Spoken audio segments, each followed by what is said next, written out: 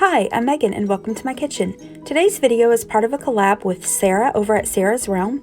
If you're not already following Sarah, she posts what's for dinner videos, grocery hauls, and other great foodie content. She's super sweet and everything she makes looks amazing. As soon as you're done watching my video, be sure to go visit Sarah's channel and show her some love. If you're coming over to my channel from Sarah's, welcome. I do content similar to Sarah's. I do weekly grocery hauls and what's for dinner videos. I share recipes and more. I hope you enjoy and that you'll consider subscribing. For today's video, I'll be sharing with you our dinners for this past week. These meals were easy to make, budget friendly, and delicious. So if you'd like to get some weeknight meal inspiration, then just keep watching.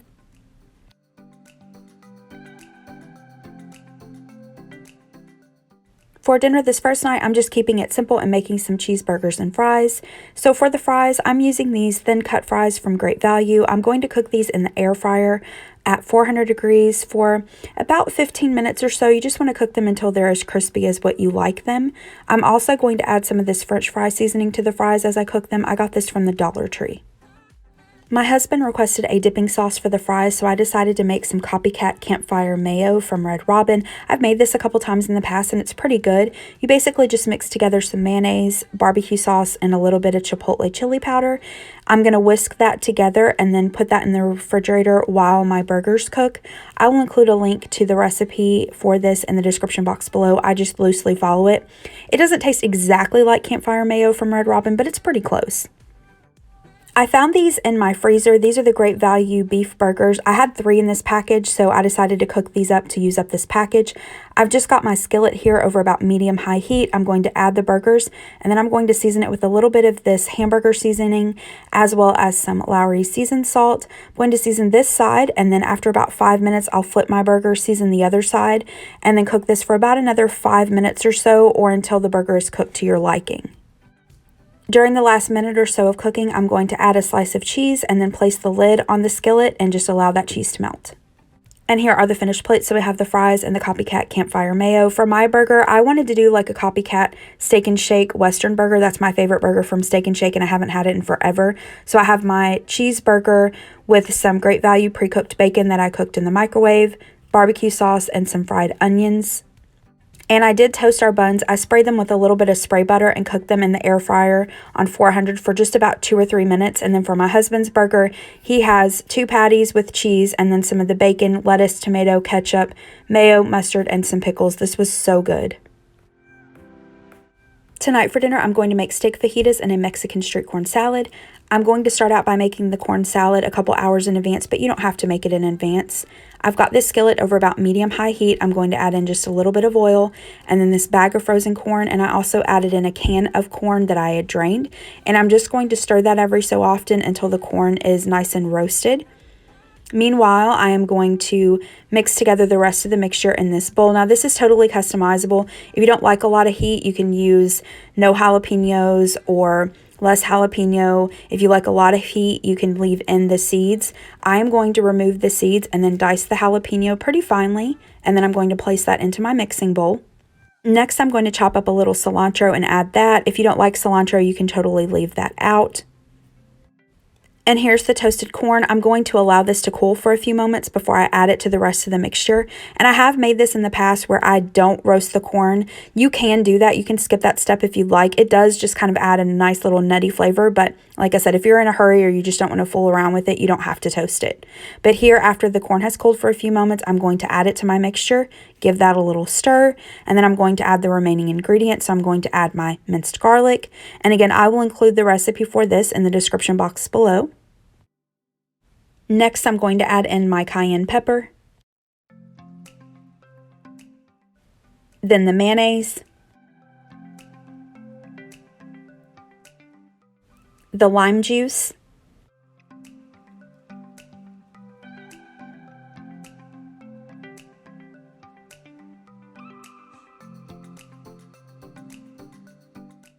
Next, I'm going to add in some feta cheese. That might sound a little bit weird. The recipe does call for cotija, and that's what's traditional, but that's really hard to find in my area, but I can find the feta cheese. It's not exactly the same as the cotija, but it's similar, has a similar texture, and it gives you that salty, cheesy flavor. So I'm just going to mix that together. I did taste this and season it with just a little bit of salt and pepper.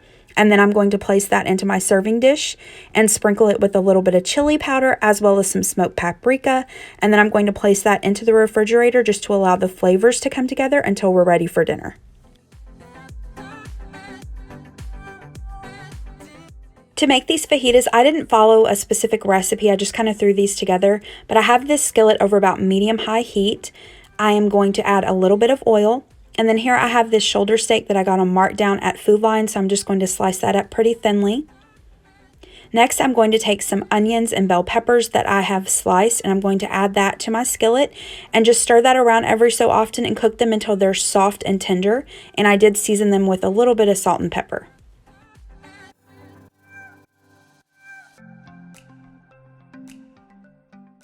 Once my onions and peppers are tender and have some color on them, I'm going to remove them to a separate bowl and set that aside. And then I'm going to add just a little bit more oil to the skillet and allow it to come back to temperature. And then I'm going to add in my sliced steak. Then I'm going to season up my steak. Normally I would just use a packet of fajita seasoning, but I didn't have it on hand, so I just looked on Pinterest and found a couple recipes, and I'm just eyeballing the spices here. I will include a recipe for a fajita seasoning in the description box below, but I'm just adding some salt, pepper, oregano, garlic powder, onion powder, cayenne, cumin, chili powder, smoked paprika, and again I'm just adding all of this to taste.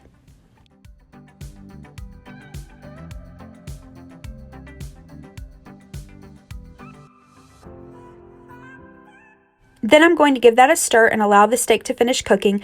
I probably only cooked the steak for about 5 minutes total because I cut my steak so thinly. But once the steak is done to my liking, I'm going to add in my peppers and onions, give that a stir and cook that for just a minute or so. And then that's it. Now here are the finished plates. I have the street corn salad, and then I served our fajitas on some fajita-sized tortillas. I made a quick homemade guacamole, and then we've got lettuce, tomato, sour cream, shredded cheese. You can use whatever toppings you'd like. For dinner this night, I made ranch pork chops in the air fryer. This dinner was part of an air fryer recipes collab, so be sure to keep an eye out for that video. It'll be out this coming week. In that video, I'll share with you how to make these air fryer ranch pork chops, as well as these Cajun sweet potatoes, the bacon wrapped jalapeno poppers, and the s'mores. And again, all of those recipes are made in the air fryer.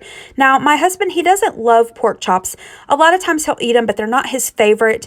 So on this particular night, I had about 1/3 of a package of turkey kielbasa that I needed to use up before it went bad. So I just sliced that up and sauteed that in a skillet with some barbecue sauce for him. And that was our dinner this night. He did take a bite of the ranch pork chops and he did like that. So like I said, be sure to keep an eye out for that video. For dinner this next night, I made French dip crescents. I've had this recipe pinned for a while and just had never made it before, but I wanted to give it a try. This is so quick and easy to put together, and it's really customizable. You can use different meats and cheeses. I want to try this again and use ham and Swiss cheese. I think that would be really good. But really all you need are crescent rolls, roast beef, and some provolone cheese. And again, you can totally switch out your deli meat and cheese on this. I've got my oven preheating to 375 degrees. I'm going to lay out one triangle of the crescent roll dough onto my counter, and then I'm going to add a slice of cheese and 2 slices of meat. I figured out that that amount fit perfectly in the crescents, and folded in half it fit really well. Then I'm going to roll that up and set that onto a cookie sheet lined with some parchment paper, and you're going to bake these for about 13 to 15 minutes. While that's cooking, I'm going to get started on the au jus. Now, whenever I make my French dips, which I've done a what's for dinner video on that before, I'll include it in the description box below. But I like to use the Campbell's beef consomme for the au jus. I just feel like it has really great flavor. And I wanted to use it for this recipe, even though the recipe included an au jus, but my Walmart was out of stock on it. So I decided to try the recipe. And to be honest, the au jus was okay. I didn't think it was the best in the world, but it was okay and it was easy. So what I've done is I've put almost the whole can of beef broth into this small saucepan. I'm adding a little bit of Worcestershire sauce and garlic powder, and then I'm just going to bring that up to a simmer. While that's doing that, I'm going to make some macaroni and cheese real quick. So here I've just got some water that is boiling. I'm going to add a little bit of salt and some of these small shells from Great Value and cook those according to the package instructions. Now back to the au jus. I'm going to take what's left of that beef broth in the can, add it to a small bowl, add in my cornstarch, give that a whisk, and then whisk that into the mixture. Now, I did not feel like the cornstarch did anything at all. It only calls for, I think, a teaspoon of cornstarch, which really didn't make a difference. So if you make this, I mean, you can add the cornstarch if you'd like, but like I said, I just feel like it's an unnecessary step because it didn't make a difference. Now I'm going to finish up the macaroni and cheese. So I've drained the pasta. I'm going to add in this package of Velveeta cheese sauce, some milk, about a tablespoon of butter, some salt and pepper, and I'm going to give that a stir. I accidentally added just a little too much milk. It was kind of like macaroni and cheese soup there for a minute. So to thicken it back up, I'm just adding some shredded cheese, and then I'm going to turn the heat up. Now, if you do this, you want to watch it very, very carefully. It can burn pretty quickly on you, but I'm just going to turn my heat up, stir it pretty frequently, and then that thickened right back up for me. And here are the crescents out of the oven. And here are the finished plates. So we have the shells and cheese, the crescents, and then the au jus. This was super quick and easy to put together. It took maybe 20 minutes start to finish, and it hit the spot. We enjoyed these little crescents. Like I said, I want to try this again and try it with ham and Swiss cheese. I think that would be really good, but that was dinner tonight. For dinner this next night, we just ordered takeout from our favorite Chinese restaurant. We haven't had Chinese in a while, and we've both been craving it. And this day was just super, super busy with work. So we ordered some crab rangoons, some egg rolls, sesame chicken and fried rice, and then some pork lo mein. And we just kind of shared a little bit of everything. And this was enough for both of us to have dinner that night. And then we both had lunch the next day with that. So that was dinner this night. This next day was also super busy, so I wanted something really quick and easy to put together for dinner. So what I'm going to do is take these fish sticks that I got from Aldi. I'm going to place them onto a cookie sheet and bake them according to the package instructions. And for a side for this, my husband had been wanting some tater tots, so he asked if I would make those to go along with the tacos. So I'm going to cook those in my air fryer at 400 degrees for about 15 to 18 minutes. While the fish sticks and tater tots are cooking, I'm just going to get started on all of the toppings for our tacos. Now, you can use whatever toppings you and your family like. I'm going to dice up some Roma tomato. Then I'm going to make just a quick guacamole. So I'm going to take this avocado, place this into a bowl. Next, I'm going to take my fork and mash up the avocado. You can make this as smooth or as chunky as you would like. I like mine pretty smooth. Then I'm going to add in some lime juice. I didn't have any fresh, so I'm just using some of this bottled. And then I'm going to add a little bit of salt. Last, I'm going to add a little bit of diced cilantro, or chopped cilantro rather. And if you don't like cilantro, you can totally leave it out. Then I'm going to give that one last stir, set that aside, and that's my quick guacamole. Now I'm going to warm up my tortillas, and I like to do that by wrapping a wet paper towel around the tortillas and microwaving them for about 30 seconds to a minute, depending on your microwave. So here are the tater tots about halfway through. I'm going to sprinkle them with some of this French fry seasoning that I got at the Dollar Tree, give them a shake, and put them back into the air fryer. Finally, I'm going to assemble the tacos, so I'm going to take a tortilla, put it on the plate, and then add the fish sticks. For these fajita-sized tortillas, I found that 2 to 3 fish sticks is a good amount. And a quick side note, I've also made these using the frozen popcorn shrimp, and that's really good as well. Next, I'm going to take some of this coleslaw mix and add that to the tacos. You can use lettuce, or again, use whatever toppings you'd like. Then I'm going to add some diced tomato, some of the homemade guacamole, and then I'm going to add some of this salsa verde that we had in the refrigerator. Next, I'm going to add just a little sprinkle of feta cheese. I don't normally add this, but I have this in my refrigerator and I want to use it up. Cotija cheese really would be best here, but the feta cheese is close enough to it. Next, I'm going to add some of this chipotle ranch from Great Value. And here are the finished plates. So we have the tacos as well as the tater tots and the ketchup. Again, this was another super quick and easy dinner, and it hit the spot. For this week's last dinner that I'll be sharing with you today, I made teriyaki chicken. Now, I had every intention of making my homemade teriyaki sauce from scratch, but today was another busy day and I just did not get around to it. I got dinner started a lot later than what I wanted to, so here's what I did. I had this half a bottle of Great Value teriyaki marinade left in my fridge, as well as this can of Dole pineapple juice. So I used about 3/4 of the can of pineapple juice, mixed it with the marinade, added that to my chicken breast, and marinated it for about 30 minutes. While the chicken is marinating, I wanted to get started on some homemade egg rolls. I had about 3/4 of that bag of coleslaw mix left over from the fish tacos, so I wanted to use that up.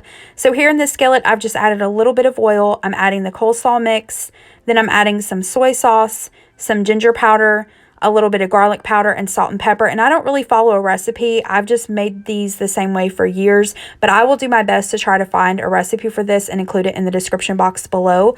But I'm just going to stir that together and cook my vegetables until they're tender, and then I'm going to set them aside and allow them to cool.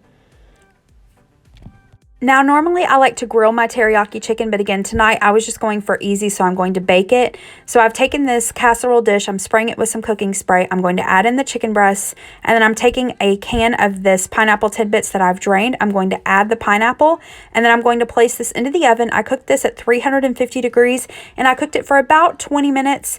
How long you cook it really depends on the thickness of your chicken. You just want to cook it until it's 165 degrees. Now I'm going to get started on my egg rolls. I'm taking some of these egg roll wrappers, and if you're not familiar with these, they may be a little hard to find in the grocery store. You may have to ask. In my grocery stores, these are in the produce section. But what I'm going to do is I'm going to take one of the egg roll wrappers, and I'm going to lay it down to where one of the points is facing to me, and then I'm just going to fold up both of my sides, and then fold the bottom, and roll that up. Now, it's a little bit hard to see here, but I'm doing my best to try to show you, and I am in no way, shape, form, or fashion an expert at rolling egg rolls. I just do my best. But then I'm going to take a little bit of water and put it on the edge to seal up that last edge. Now, you can absolutely deep fry or shallow fry these egg rolls. To be quite honest, they're better that way. But I try not to fry a whole lot, so I'm going to take a little bit of oil, put that into this bowl, brush them on the egg rolls, and then I'm going to air fry mine. Sometimes I'll also use cooking spray on it, but I'm just going to cook it at about 390 degrees for about 7 minutes on one side. I'll flip it, add just a little bit more oil, and cook it for another 5 to 7 minutes just until it's nice and golden brown and crispy. And continuing with our quick and easy theme for the night, I'm using this Uncle Ben's Ready Rice in the coconut jasmine flavor, as I just have had this in my pantry and need to use it up, so I'm just going to microwave it according to the package instructions. And here is the finished teriyaki chicken out of the oven. And here are the finished egg rolls. As you can see, they do get really brown and nice and crispy. They also do this in the oven. Like I said, they are a little bit better deep fried, but they're still pretty good in the air fryer or oven. Here are the finished plates. We have the teriyaki chicken, that coconut jasmine rice, the egg rolls, and then I have some leftover sweet and sour sauce from our Chinese takeout the other night. Dinner was really quick and easy to put together. That coconut jasmine rice, I mean, it was good. We couldn't really taste the coconut. It just tasted like regular rice to us, but dinner hit the spot that night. Thank you so much for watching. If you liked this video, please hit the thumbs up button below and subscribe to my channel. Have a great rest of the day. Bye-bye.